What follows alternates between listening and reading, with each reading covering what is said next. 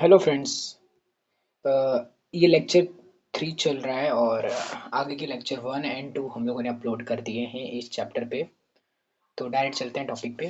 तो टॉपिक है intermolecular distance. Next time हम लोगों ने बीवीटी थ्योरी पढ़ा था, वैलेंस बॉन्ड थ्योरी और लोन पेयर बॉन्ड पेयर के बारे में, रिपल्सिव फोर्सेस, ऑक्टेट रूल पढ़े थे और ये सारे पढ़े थे, ठीक है, फॉर्मल चार्ज ये सब। देन आज हम लोग इंटरमॉलिक्यूलर डिस्टेंस इससे स्टार्ट कर रहे हैं। तो इंटरमॉलिक्यूलर डिस्टेंस मतलब क्या होता है? जब दो मॉलिक्यूल एक इक्विलिब्रियम डिस्टेंस पे रहते हैं तो उनके पास मिनिमम एनर्जी रहती है, उसी को हम लोग कहते हैं intermolecular distance. The molecule has minimum energy at the equilibrium distance known as intermolecular distance. Means ये जो दो मॉलिक्यूल्स हैं, ये जो डिस्टेंस पे हैं एक दूसरे के, इसी को तो हम लोग कहते हैं इंटरमॉलिक्यूलर डिस्टेंस। यही है आपका इंटरमॉलिक्यूलर डिस्टेंस। अब अब बात आती है बॉन्ड पे, टाइप्स ऑफ बॉन्ड पे। वो पता है, अपने बहुत सारे बॉन्ड पढ़े, आपने कोवेलेंट बॉन्ड पढ़ी ये सारे, लेकिन दो प्रकार के और बॉन्ड होते हैं। एक होता है आपका पाई बॉन्ड, दूसरा होता है आपका sigma bond. Pi bond and sigma bond. Let's अब समझते हैं ये पाई बॉन्ड क्या होता है और सिग्मा बॉन्ड क्या होता है। देखो, पाई बॉन्ड मैं आपको पहले इसका कॉन्सेप्ट बता देता हूँ, फिर एक ट्रिक बताऊंगा, ठीक है। तो पाई बॉन्ड क्या होता है?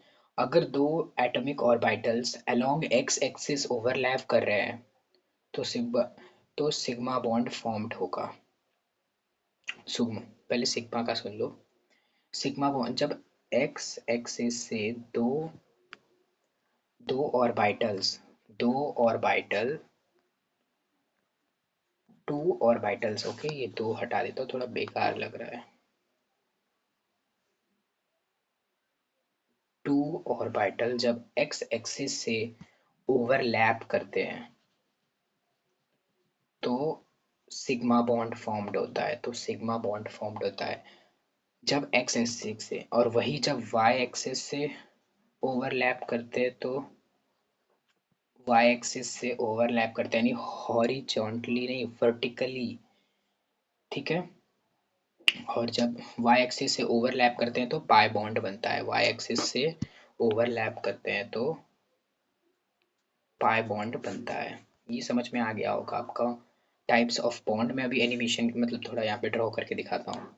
लाइक अगर कोई बॉन्ड ऐसे और ऐसे बन रही है तो ये देखो, ये क्या वर्टिकली बन रही है वाई एक्सिस से, तो इसे पाई बॉन्ड कहते हैं। This is your pi bond, जिसको ऐसा भी डिनोट करते हैं,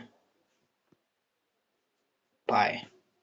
और जो बॉन्ड ऐसे और ऐसे बन रही है, राइट, ये बन रही है आपकी हॉरिजॉन्टली, तो इसे कहते हैं आपका सिग्मा बॉन्ड, जो कि सिग्मा है, सिग्मा, ठीक है। अभी आप लोगों ने टाइप्स ऑफ बॉन्ड समझ लिए। देखो, एस ऑर्बिटल से ऑलवेज, जो एस ऑर्बिटल्स होते हैं, ऑर्बिटल्स होते हैं, उनसे हमेशा सिग्मा बॉन्ड ही बनते हैं। अगर दो एस ऑर्बिटल कंबाइन होंगे तो सिग्मा बॉन्ड बनाएंगे। लेकिन अगर पी ऑर्बिटल्स, जो पी ऑर्बिटल्स होते हैं, उनसे पाई, जब वो कंबाइन होंगे तो पाई एंड सिग्मा, ये दोनों बनने की संभावना रहती है पी ऑर्बिटल से, ठीक है। और ये भी हम लोगों ने अब टाइप्स ऑफ बॉन्ड और बॉन्ड क्या होते हैं ये समझ लिया। अब मेन टॉपिक है जो कि बहुत ही ज़्यादा इम्पोर्टेंट है, वो है, थोड़ा प्रॉपरली लिखता हूँ, अरे sorry, hybridisation.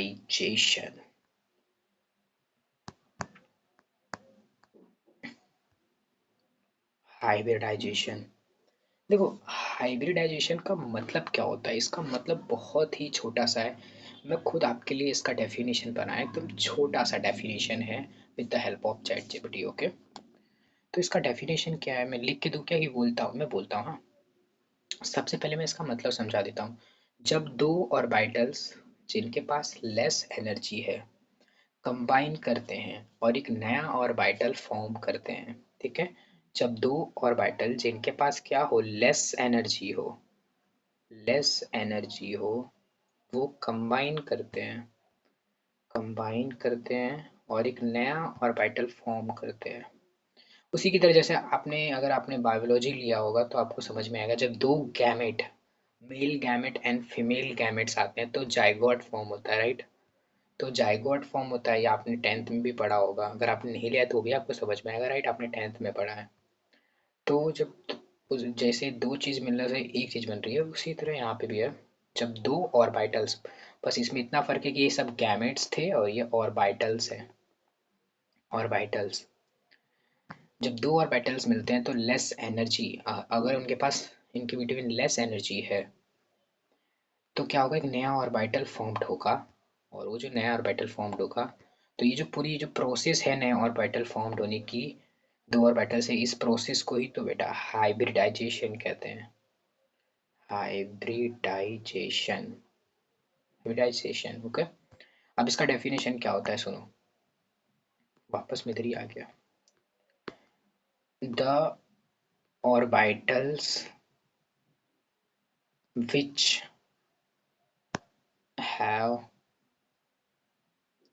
have less energy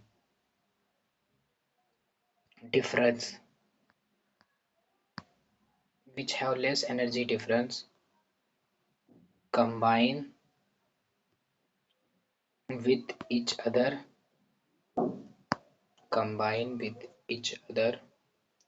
to form new orbitals,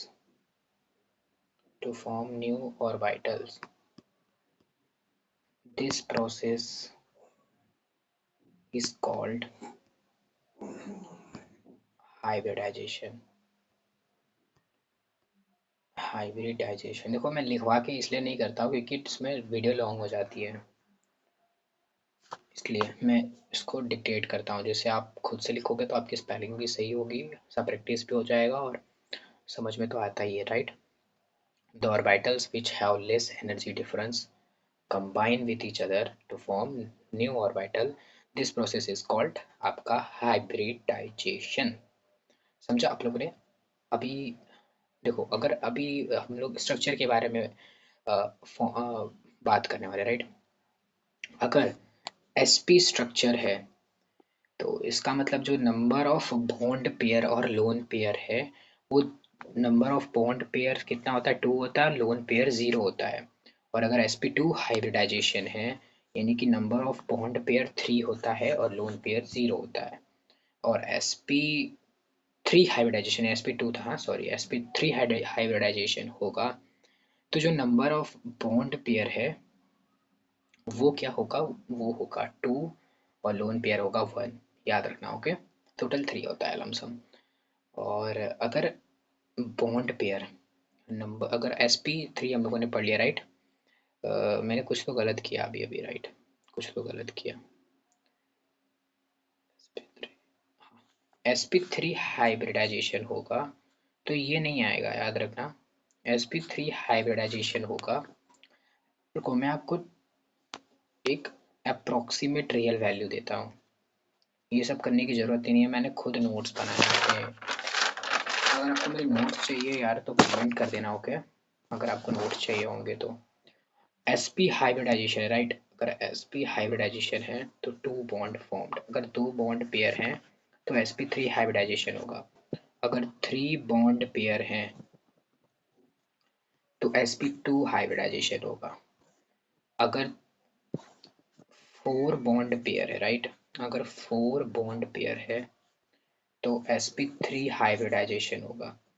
अगर 5 बॉन्ड पेयर है तो sp3d हाइब्रिडाइजेशन होगा। और अगर 6 बॉन्ड पेयर है, ओके, 6 बॉन्ड पेयर है तो sp3d स्क्वायर यानी 2 हाइब्रिडाइजेशन होगा, ठीक है। इसको मैं स्क्रीनशॉट ले लो या फिर नोट कर लो इसे, ठीक है। नोट कर लिया करो, मेरे स्क्रीनशॉट मत लिया करो क्योंकि हैंडराइटिंग में ऐसा लिखता है कि नेक्स्ट टाइम आप जब पढ़ोगे तो भूल जाओगे उसे कि आखिर मैंने पढ़ा क्या है और यहाँ पे लिखा क्या है। अब उसके स्ट्रक्चर वाइज भी लीनियर होता है, ट्राइगोनल प्लेनर होता है, बेंट होता है, वी शेप्ड होता है, टेट्राहेड्रल होता है, ट्राइगोनल पिरामिडल होता है, वेंट शेप्ड होता है, यानी वेंट यानी V shaped, trigonal bi pyramidal रहता है। ये आप सबको लर्न करना पड़ेगा बैठ के यार। बोलते अगर हर हफ्ते लर्न करोगे तो आपको ये लर्न हो जाएगा। हर हफ्ते मतलब 2-3 हफ्ते तक लगातार लर्न करोगे तो हो जाएगा। अब हम लोग जो वीबीटी थ्योरी पढ़े थे, राइट? अभी हम लोगों ने जो इसके पहले लेक्चर में वीबीटी पढ़ा था, वैलेंस बॉन्ड थ्योरी, आज हम लोग उसके इम्पोर्टेंस और लिमिटेशंस पढ़ने वाले हैं। इम्पोर्टेंस एंड लिमिटेशन पढ़ने वाले हैं। तो वीबीटी के इम्पोर्टेंस क्या क्या थे, राइट?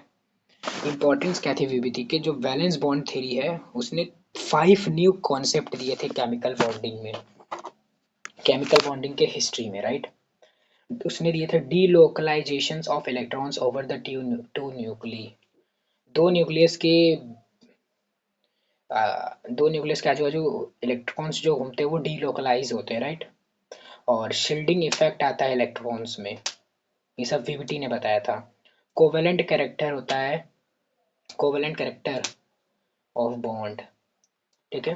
कोवेलेंट कैरेक्टर, बॉन्ड के पास कोवेलेंट कैरेक्टर रहता है। Partial ionic character of a covalent bond भी कभी कभी फॉर्म्ड हो जाता है। The concept of resonance and connection between resonance energy and molecular stability, ठीक है? Importance of VBT I hope आपको समझ में आया होगा। जो मैंने डिक्टेट किया उसको लिखो, उसको जब बार बार रीड करोगे तो आपको अपने आप आ जाएगा। अब समझते हैं limitations of VBT. It explains only the formations of covalent bond. Limitation देखो, जो वीबीटी है उसने हमेशा यही बस बताया, उसने आयोनिक बॉन्ड के बारे में कुछ भी जिक्र किया ही नहीं।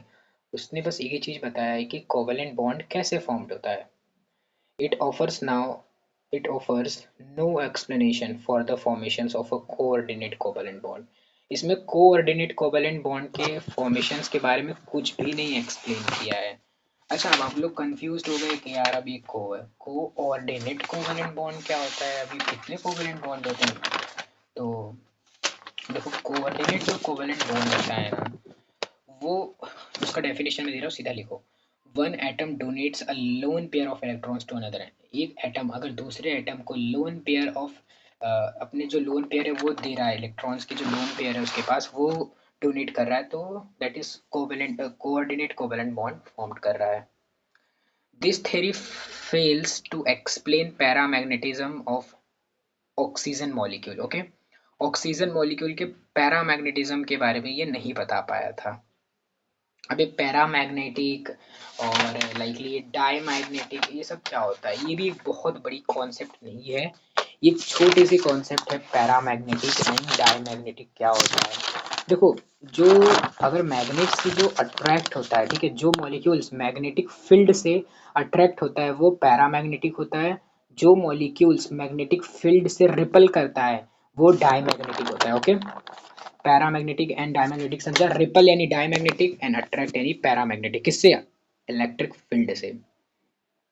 और क्या हुआ था लिमिटेशंस ऑफ वीबीटी में? It does not explain bonding in electrons deficient molecule.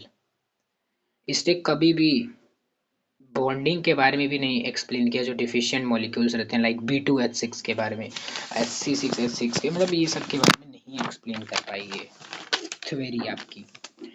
अब जो मोस्ट इम्पोर्टेंट है वो है मॉलिक्यूलर ऑर्बिटल थ्योरी। ये बहुत ज़्यादा इम्पोर्टेंट है। Molecular orbital, molecular orbital theory, okay? Molecular orbital theory, this is most most most important. कितने मिनट का वीडियो बना चेक कर लेते हैं एक बार। 14 मिनट का बन गया है, ठीक है। मॉलिक्यूलर ऑर्बिटल थ्योरी बहुत बड़ा है, तो हम लोग नेक्स्ट लेक्चर में देखेंगे। Thank you.